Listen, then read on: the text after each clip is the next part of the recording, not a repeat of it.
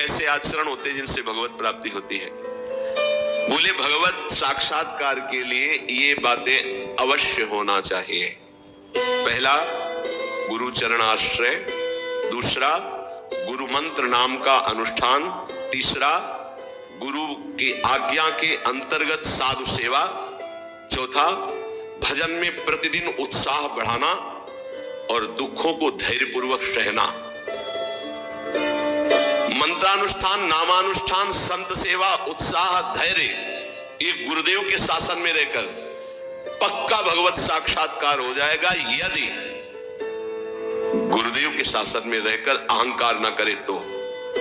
अगर गुरुदेव का शासन न स्वीकार करे तो ये साधन करते हुए अहम पुष्ट हो जाएगा और किसी न किसी महापुरुष का अपराध बन जाएगा, जिससे आपका भजन निष्फल हो जाएगा, भगवत साक्षात्कार नहीं हो पाएगा।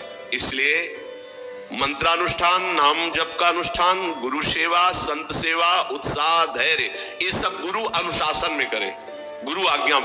आज संत सेवा का भाव है, आपकी अनुमति हो, आज्ञा हो, आज ये अनुष्ठान, आज ये हर बात, अब जो ही कहां करें हम सोई, आयुष लिए चले निजदासी। पहला।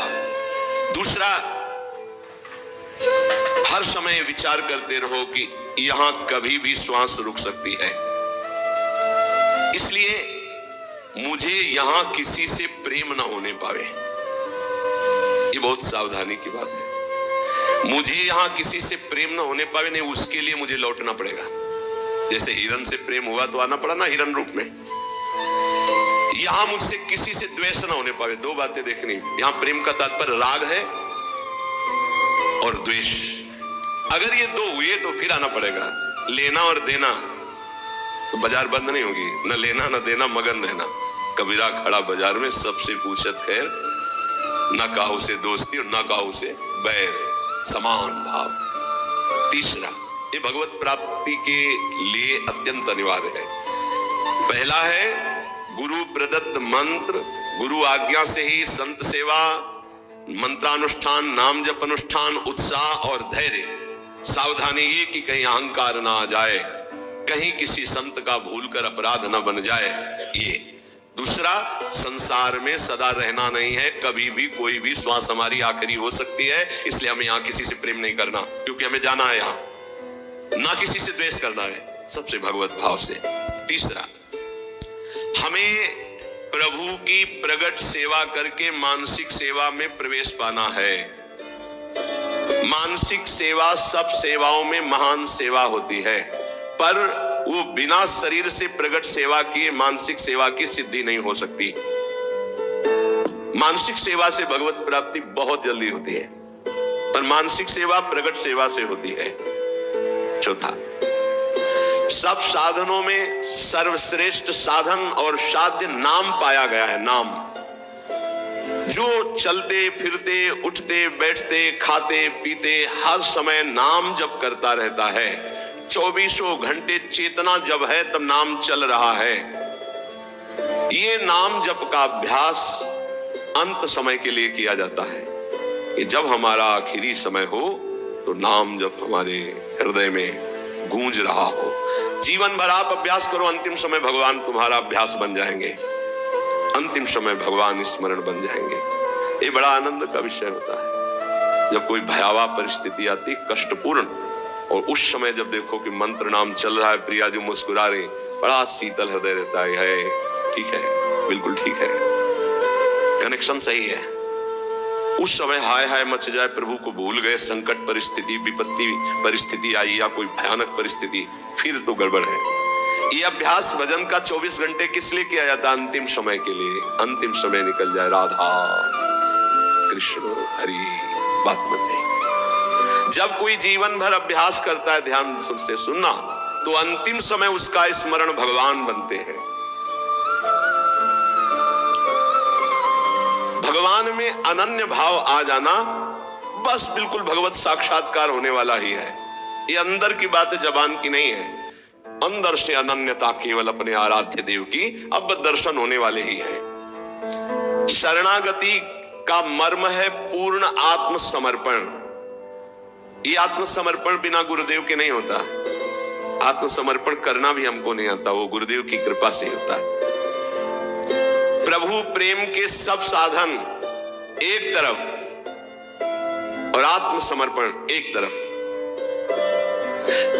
जीव ही आत्मसमर्पण दृढ़ होता है, तेव ही उपासक के नेत्रों के सामने युगल सरकार झलकने लगते हैं।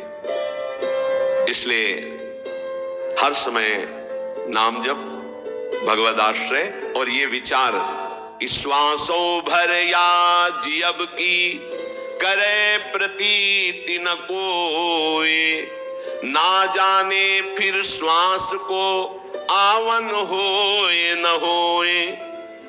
राधा राधा राधा, अगर हमारी यही आखिरी श्वास है तो हमारा काम बन गया। आखिरी श्वास किसे कहते हैं समझना। जैसे हम बोले राधा, अब हम बोलने लायक नहीं रहे, 4 दिन जिए तो ये हमारी आखिरी श्वास मानी जाएगी, क्योंकि 4 दिन हम मूर्छित पड़े रहे, हमारे द्वारा कोई सत्कर्म या असत्कर्म नहीं बना, आखिरी शब्द था राधा, तो उस विधान के अनुसार उसका आखिरी शब्द उसका परम कल्याण कर देगा। श्वासो भर या जीवन की करे प्रतीति न कोई, एक श्वास और जीऊंगा इसका विश्वास नहीं है। ना जाने फिर श्वास को आवन होए न होए, इसलिए वर्तमान की श्वास में राधा राधा। परिजन भाई बापू देखे देखत नित मरत, अमर मोह बस आप याते अचरज कवन बड़। तुम देख रहे हो सब जा रहे हैं, क्या तुम नहीं जाओगे? तो हर श्वास को सार्थक क्यों नहीं कर रहे हो? सोई निषिद्ध अरु त्याज्य सो जाते बिसरे नाम, वही निषिद्ध है, वही त्याज्य है, वही दुश्मन है जिसके संग से नाम भूल जाए। त्याग सूत्र ये राख मन विधि जपिबो हरि नाम, सबसे बड़ी विधि है नाम निरंतर चल रहा है। सबसे बड़ा निषेध है जिस व्यक्ति वस्तु स्थान के संग से नाम छूटे उसको त्याग दो, उसका संग मत करो। जाके संग कुमति मति उपजय करत भजन में भंग, तजोरे मन हरि विमुखन को संग। जीने को फल पी तब ही जब 8 पहर तब नाम, पी तेरो सुमिरन बिना जीवो कौने काम। प्यारे, तेरे जीवन का परम लाभ यही कि हर समय तेरी जिह्वा से नाम चलता रहे। यदि नाम नहीं चल रहा तो तेरा जीना बेकार, किस काम का जीना। इसलिए कुछ प्रश्न हैं बहुत उत्तम, जिनके सारांश में उत्तर हैं जो हमारे परमार्थ में बहुत सहयोगी हैं। दीनता और नम्रता भगवान को बहुत प्रिय है, इसका क्या लक्षण है? तो बोले जिसके अभिमान का संपूर्ण अभाव हो चुका है उसी में दैन्यता और नम्रता आती है। दैन्यता और नम्रता भगवान को बहुत प्रिय है, इसका क्या लक्षण है? तो उत्तर, जिसके अभिमान का पूर्ण रूप से अभाव हो गया है। कर्म किसे नहीं बांधते हैं? भगवत प्रेमी महात्मा को या ब्रह्मबोध संपन्न महात्मा को, दो के ऊपर कर्म विधान लागू नहीं होता। सिद्ध महापुरुष भगवत प्रेमी या सिद्ध महापुरुष ज्ञानी तत्वबोध, इन दो के ऊपर कोई भी कर्म लागू नहीं होता, ना संचित कर्म, ना प्रारब्ध कर्म, ना क्रियमाण। तो कह दोगे कि बड़े बड़े सिद्धों के शरीरों में तो शरीर है क्या? को सिद्ध हो चुके, शरीर से परे हो चुके, कोई भी कर्म उनको बांध नहीं सकता। बकाया सब कर्म के बंधन में बंधे, दो ही मुक्त हैं, या तो भगवत प्रेमी महात्मा या तत्वबोध संपन्न ज्ञानी। पुण्य नाश का हेतु क्या है? पुण्य कैसे नष्ट हो जाते हैं? जब कोई अहंकार में भरकर अपने पुण्य की चर्चा करता है उसी समय सारे पुण्य नष्ट हो जाते हैं। ध्यान देना, वो वृंदावन गए थे, 100 संतों को फिर रबड़ी और खीर पवाई और फिर 100 दक्षिणा भी दी। अरे हम कहते तो चलता ही रहता, फिर एक एक सेव और महात्मा लोग तो कह रहे थे जैसा तुमने पवाया वैसा तो आज तक पाया ही नहीं, सब गया तुम्हारा, सब गया, जो तुमने किया था सब नष्ट हो गया। ध्यान देना, पुण्य नष्ट कैसे हो जाते हैं? अहंकार में भर करके अपने किए हुए पुण्यों का वर्णन करने से पुण्य नष्ट हो जाते हैं। बहुत ही लाभदायक प्रश्न उत्तर है। 4 लोग बैठे हो, प्रयाग गए थे तीर्थ, संगम में 4 बजे स्नान किया, फिर ऐसा सर्दी तो थी पर हमने कहा ऐसा, और हमने दान भी दिया, वो सब जा रहा है, सब नष्ट हो रहा है। कभी अपने सुकृतों को, अच्छे कार्यों को, भगवत कार्यों को प्रकाशित ना करे। पता नहीं लोगों के दिमाग में क्या भरा रहता है। अपने पुण्यों की गाथा अपने मुंह से अहंकार भर के जो करोगे वो सब नष्ट हो जाएगा। ध्यान देना, पुण्य क्षीण कैसे होते हैं? गुणों का अभिमान करके, गर्व करके पुण्यों का वर्णन करने से पुण्य क्षीण हो जाते हैं। गर्व करके अपने तपस्या, अपने सुकृतों का वर्णन करने से तत्काल वो सब नष्ट हो जाते हैं। महाभारत में प्रसंग है महाराज ययाति के भ्रष्ट होने का। केवल गर्व करके बोल दिया ऐसा ऋषि न पीछे कोई हुआ है ना आगे ऐसा होगा, तत्काल खोपड़ी के बल स्वर्ग से नीचे ढकेल दिए गए। सब ऋषियों का अपमान करने के कारण, गर्व भरे सुकृत वचन बोलने के कारण तुम्हारे पूरे पुण्य खत्म हो चुके, सब नष्ट हो गए। पुण्य क्षीण कैसे होते हैं? अभिमान भरकर अपने पुण्यों की चर्चा करने से। बहुत संभलना, लुटेरे बहुत हैं।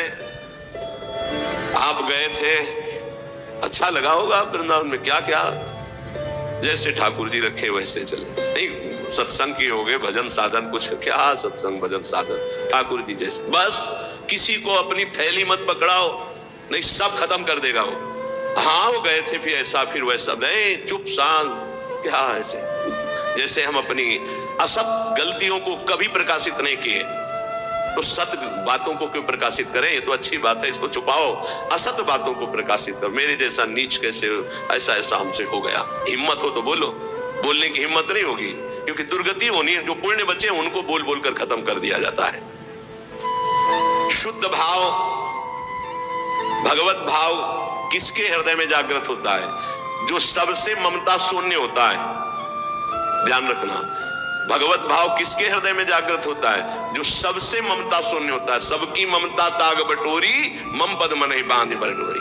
देखते एक एक प्रश्न और छोटे उत्तर महान चीज है। संसार के बंधन का कारण क्या है? व्यक्ति, वस्तु, स्थान में दृढ़ आसक्ति। मैं इस वस्तु के बिना नहीं जी सकता, मैं इस व्यक्ति के बिना नहीं जी सकता, मैं इस जगह के बिना नहीं जी सकता। बंधन का कारण क्या है? वस्तु, व्यक्ति, स्थान की दृढ़ आसक्ति।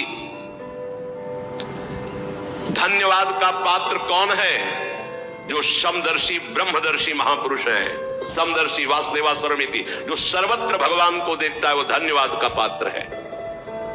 महान श्रेष्ठ पुरुष किसे कहते हैं? जो अहंकार नष्ट कर चुका है अपना, वही महान पुरुष है।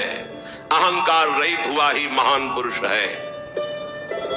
ये जन्म मरण के चक्कर को पुष्ट करने वाली साकल क्या है? साकल माने बांधने वाली। बोले भोगों की वासना ही एक साकल है जो जीव को बांधती है। सुख प्राप्ति का उपाय क्या है? नाम जप करते हुए भोगों की तृष्णा का त्याग करना। तृष्णा कहते हैं भोगे हुए भोग को बार बार भोगने की इच्छा का नाम तृष्णा है। फिर प्रश्न सुनो, सुख कैसे प्राप्त हो? बोले जो नाम जप करते हुए भोगों की तृष्णा का त्याग कर देता है वो सुखी हो जाता है। जन्म कैसे होता है? बोले अज्ञान के कारण। नरक के समान या नरक की प्राप्ति कैसे होती है? बोले काम क्रोध लोभ की वृत्तियों से। काम क्रोध लोभ की वृत्तियों से नरक के समान कष्ट और नरक भोग की प्राप्ति होती है। जागा हुआ कौन पुरुष कहा जाता है? जो ज्ञानी है, विवेकी है, उसे जागा हुआ पुरुष कहते हैं। सबसे बड़ा दुश्मन कौन? अपनी ना जीती हुई इंद्रियां और मन। सबसे बड़ा दुश्मन कौन? अपनी ना जीती हुई इंद्रियां और अपना मन। भोगों में लगा हुआ मन और इंद्रियां सबसे बड़े दुश्मन। सबसे बड़ा मित्र कौन? जिसने मन पर विजय प्राप्त कर ली, वो मन सबसे बड़ा मित्र। जिसने मन को अधीन कर लिया, अधीन हुआ मन सबसे बड़ा मित्र। दरिद्र पुरुष किसे कहते हैं? जिसके अंदर धन की तृष्णा, भोगों की तृष्णा बढ़ चुकी है, उसे दरिद्र कहते हैं। दरिद्र का मतलब गरीब नहीं होता, जिसकी जितनी मांग बढ़ गई उतना दरिद्र हो गया वो। प्रेम और ज्ञान किसको प्राप्त होता है? जिसका जितना दृढ़ वैराग्य होता है उतना ही शुद्ध ज्ञान और प्रेम प्राप्त होता है। मृत्यु के समान कष्टदायक कौन है? बोले प्रमाद। भजन में प्रमाद, दिनचर्या में प्रमाद, साधन में प्रमाद, कर्म करने में प्रमाद। ये प्रमाद ही मृत्यु के समान भयावह है। कैसे? प्रमाद किसे कहते हैं? ना करने योग्य के कार्य करने में रुचि और करने योग्य कार्य में अरुचि। ये जितनी जेल भरी है प्रमाद से ही भरी है। प्रेम किससे करना चाहिए? जो अपनी आत्मा है, जो अपने प्राणों से भी अधिक प्रिय है। कौन? अपने प्रभु। प्रभु से प्यार करना चाहिए। संपत्तिवान किसे कहते हैं? नाम जापक को। धनी कौन? सबसे बड़ा संसार में धनी कौन? बोले जिसके पास जितना नाम रूपी धन है वही संपत्तिवान। ऐसा कौन सा बंधन है जिसे खोलना बहुत कठिन है? बोले आसक्ति। ये आसक्ति है पर ये जा नहीं सकती। ये आसक्ति, स्त्री की आसक्ति, पुरुष की आसक्ति, भोगों की आसक्ति, रुपए की आसक्ति, पद की आसक्ति। शीघ्र से शीघ्र क्या किया जाए? भजन। शीघ्र से शीघ्र भजन कर लो, पता नहीं कब श्वास रुक जाए। जो मदिरा जैसे मतवाला कर देती है, निर्णय लायक नहीं रखती, ऐसा ही क्या है जो मदिरा की तरह मादक करके भ्रष्ट कर देता है? बोले धन का नशा, धन का नशा। अंधों में अंधा पुरुष कौन है?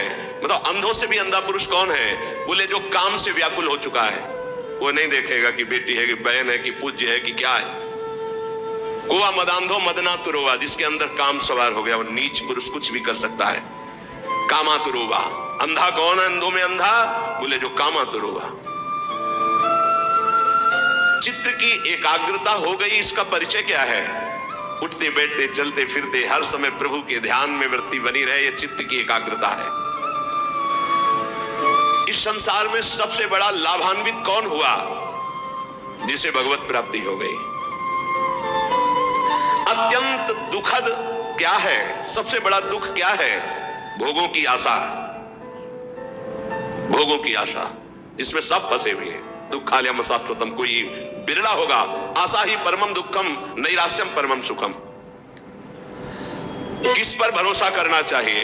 एकमात्र भगवान पर, बस। किस पर भरोसा करना चाहिए? एकमात्र भगवान पर और किसी पर नहीं। जिनको हम अपनी रक्षा में समझ रहे हैं वही भक्षक हो जाते हैं। एकमात्र रक्षक श्री भगवान है। अब यहां एक बात दिख रहा है, कभी कभी अज्ञानी जीव ऐसा कहते हैं कि देखो इसको ऐसा क्यों हो रहा है, तो भगवान क्यों नहीं बचा लिए? कर्म का भोग है। जीव अपने कर्म का भोग भोगता है। वो स्वभाव को समझिए। कुसुमादपि कोमलानि वज्रादपि कठोराणि। वो कुसुम से भी कोमल हृदय का, वज्र से भी कठोर हृदय का है। जो कर्म जैसे करता है उस जीव को वैसे ही भोगना पड़ता है, वैसे ही भोगना। फिर लोग प्रश्न करते हैं कि कहते हैं भगवान तो चराचर जीव के स्वामी हैं, उन्होंने इस जीव को क्यों नहीं बचा लिया? तो दो सिद्धांत समझ लोगे तो आपको भ्रम खत्म हो जाएगा। वो अपने आप से अपने आप को रचता है, शब्द याद रखना। वो अपने आप से अपने आप का पालन करता है, वो अपने आप से अपने आप का विनाश करता है, दूसरा कोई है नहीं। पहला सिद्धांत। और दूसरा, अगर तुम दूसरा मानते हो तो अवश्य में वो भोक्तव्यम कृतम कर्म शुभाशुभम, आपको अपने शुभ अशुभ कर्म भोगने पड़ेंगे। एकांत में किसी जीव को भून करके आपने खाया,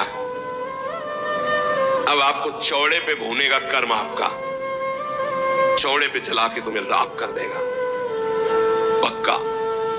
गाड़ी जा रही, एक्सीडेंट हुआ तो पिस गए, जल गए, अवश्य में भोक्तव्यम कृतम कर्म शुभाशुभम। भरोसा एकमात्र श्री भगवान पर, और कर्म सच्चे तो कोई दुख नहीं दे सकता।